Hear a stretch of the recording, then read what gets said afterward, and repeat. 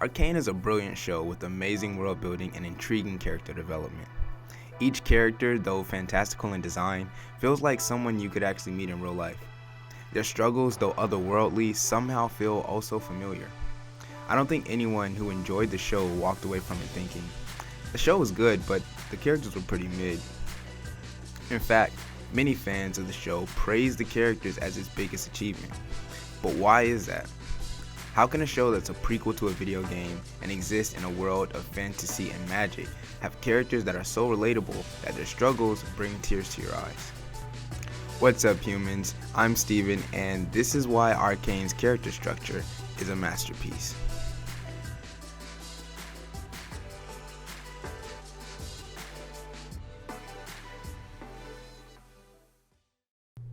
If we want to know what makes the characters in this show so great, we must first understand the hero's journey, and how Arcane both subverts it and respects it at the same time.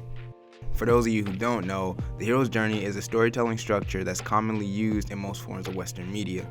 It was first contextualized by Joseph Campbell in his book, Hero with a Thousand Faces, and has become arguably the most common form of character development in Hollywood. In simplest terms, the hero's journey outlines how the main character of the story completes the transformation from who they are into who they were always meant to be. This journey usually consists of a call to adventure, the hero's refusal of that call, the meeting of a mentor, a failure, a metamorphosis and triumph, and a journey home to share what the hero has learned. When you break it down like that, you begin to see the patterns in some of the most popular of characters. Luke Skywalker, Frodo Baggins, Neo from The Matrix, Iron Man, you get the point. Break down any of these films by act and you will see the main character embark on this journey of heroes. Now, how does Arcane handle the hero's journey? Well, first of all, Arcane puts all of its pivotal characters on this journey. It's commonplace for stories to revolve around one or two characters striving for a goal and allow secondary characters to contribute to or deny that goal. But Arcane treats this world like real life. Everyone is on their own path. Everyone is trying to become their own hero. Secondly, almost none of these characters actually complete their transformation. In fact, out of the 9 major players in this show, only 3 of them actually complete their hero's journey, and only 1 of them does it on screen. But let's start with the first person we see who has completed their transformation, Vander. When we first meet Vander, he is at the most critical point of his journey, the failure that causes you to change. We find him on the bridge, the sky as red as the blood that lines the street. Death is all around him. Vander, after beating down an enforcer, is the last man standing. But this is no victory. The people he led into battle lay lifeless and broken. But then, 2 young girls approach him, scared and confused. Their parents lay dead in the street, their deaths being a direct result of Vander's rebellion. This is the moment. This is where Vander realizes he wasn't wrong about his destiny. He was wrong about how he was doing it. Yes, he is meant to lead and protect, but not to lead the Undercity to war. He is meant to lead and nourish the hearts of the youth, while also being the moral compass of the Undercity. Yes, his people need to find their freedom and independence, but it is not he who should give it to them. That burden belongs to the next generation, which he will inspire. Vander's journey of heroes started long before the show. Full disclosure, I don't know much about the lore of this entire universe. All of this is what I'm inferring based on what the show gives us. Although Arcane is a part of a grander story, the greatest of film and media allow you to understand the bigger picture without having to tell you everything, and allow you to fill in the blanks with your own imagination. Therefore, I imagine I'll be more or less correct about the backstory of some of these characters. If I am wrong about something that's been confirmed in League of Legends or in other media around this story, please feel free to let me know in a respectful way in the comments. But all in all, this video is from the perspective of someone who's only watched the show Arcane. Okay, back to Vander. Somewhere down the line, Vander received his call to adventure. Whether that was through Silco or on his own, I don't know. But the fact remains, at some point, he saw a better future for his people, and some inciting event pushed him to take up arms against Topside. The war happens and he's forced to see the error of his ways. But in times of darkness, hope shines the brightest. It's through Vi and Powder that Vander sees the future of his people.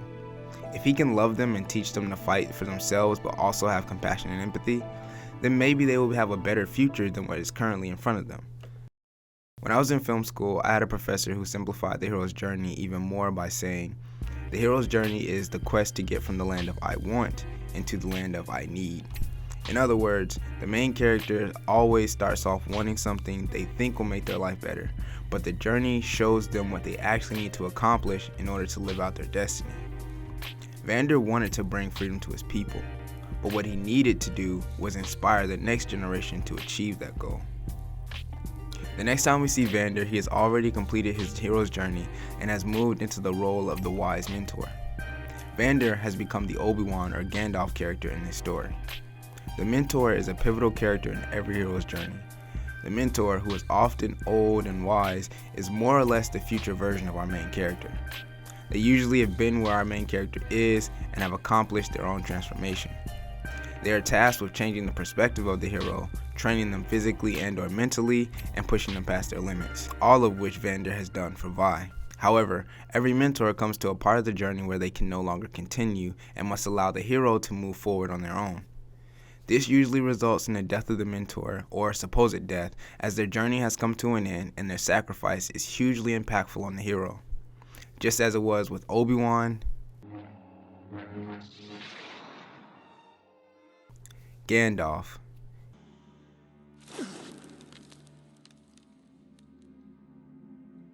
and Jensen,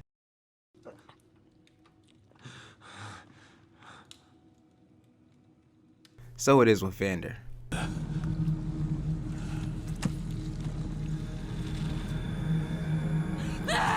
Even still, at death's door, the mentor usually offers one final statement of encouragement that ends their journey and lights a fire under the protagonist. Vander is no exception to this, as just before he takes his last breath, he utters the true mission of our next character, Violet. Arcane likes to position its characters to be mirror images of each other. Violet is a reflection of Vander, Jinx is a reflection of Silco, and Caitlyn is a reflection of Grayson. Vi, for all intents and purposes, is the character that Vander's dream is supposed to be fully realized in. Violet is a tremendous fighter and clearly the successor to Vander's gauntlets. However, she holds a unique perspective over the other kids in the Undercity. Vi was there on the bridge when her parents died, but was also just old enough to be able to comprehend the dangers of charging into war. If Vander is able to successfully pour into her the understanding that violence isn't the end-all be-all, just maybe she can use her strength combined with the compassion for the people of the Undercity to carve out a new path to freedom. But this world is cruel, and anyone traveling alone for too long will be lost in the darkness. This is where Vander's last words carry so much weight. Take care of Powder. The moment Vander takes his last breath is the moment Vi has entered her turning point. The sky is dark, death surrounds her, hatred fills her heart. She is exactly where Vander was when we first saw him. But taking in Vi and Powder was what pulled him out of the darkness. He knows this and he urges his daughter to take the same route. Vander doesn't just want to make sure Powder is okay, he wants them both to be okay, and that can only happen if they're together. Now this is the moment that the cycle of the hero's journey is completely flipped on its head. Instead of pushing forward on the path to being a hero, Vi does the most human thing one can do in this scenario and chooses the land of I want rather than land of I need. She's hurt, confused, and angry. How can one be expected to choose the correct path to victory while they're blinded by rage? She has to let out her frustration, and unfortunately, she lets it out on her sister's face. And though she tries to come back for Powder, this one action sets both sisters on completely different journeys. Without Powder, there is no chance for Vi to reach the land of I need. And now, the only way forward is the land of I want. Violet wants to take out Silco and everyone who had anything to do with the death of her family. The path of her own mental freedom is paved in blood and will more than likely lead to even more mental problems for herself. She spends the next several years hardening herself in prison, waiting for the moment she can exact revenge. This is where we get to one of the biggest criticisms of the hero's journey. And that is, life doesn't really play out like that. Yes, as humans, we learn from our mistakes and become better people, but we don't usually immediately learn from them. It often takes multiple screw-ups and life path changes to figure out who or what we're supposed to be. Some people never even learn that at all. And that is where Arcane finds its humanity, in the flaws of its characters. Violet stumbles many times on this journey and has to refocus for a new goal. Fresh out of prison, she wants to exact revenge on Silco and save her sister, a logical step for someone in Vi's position. Upon discovering the new mental state of Powder and seeing the overall might of Silco and his organization, she attempts to manipulate Topside into taking care of Silco for her. Again, another logical step. Even after seeing the safe haven that Echo has built and discovering that there's still hope for her people, her focus is still revenge.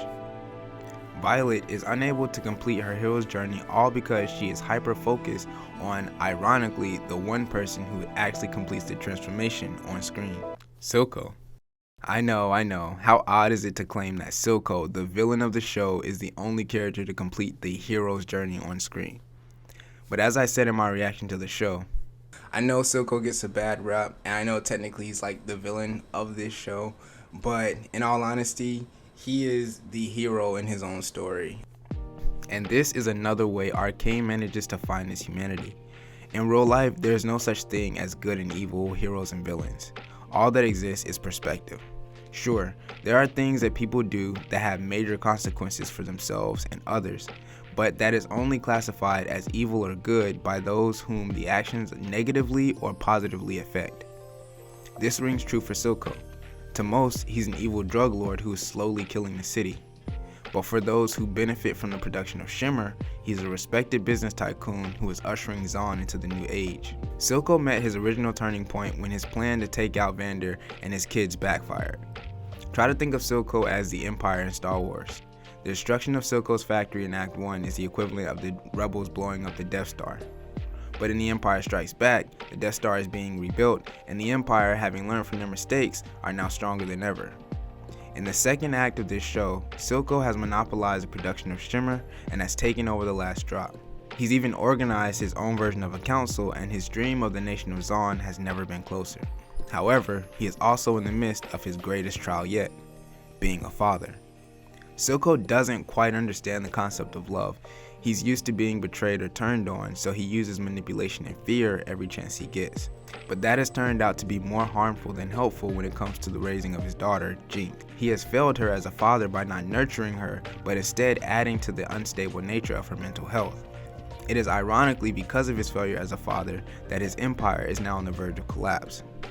He loves Jinx, but he has been stuck in the land of I Want by using her abandonment issues as a catalyst to control her brilliant mind. But it's not until Vi's return that causes Jinx to be fully at war with herself and being unable to differentiate between love and manipulation. Silco thinks he needs to control Jinx, but what he actually needs is to express his love for her similar to a way Vander would have. Only then will she be willing to lend her scientific mind to help lead the nation of Zaun to freedom. And it is in the third act that Silco finally completes his journey. Everything he's ever wanted is at his fingertips. But in choosing to unconditionally love his daughter, he's essentially throwing it all away to embark on a new journey, one that could make both him and Jinx whole. Unfortunately, with this show, if you think this has a happy ending, you haven't been paying attention. Well, that's going to do it for today's video, guys. Thank you so much for joining me. If you enjoyed this video, please stay tuned for part 2, where I'm going to cover Jinx, Grayson, and Caitlyn. Remember to drink some water, and if no one's told you today, just know that I love you. Peace out, everybody.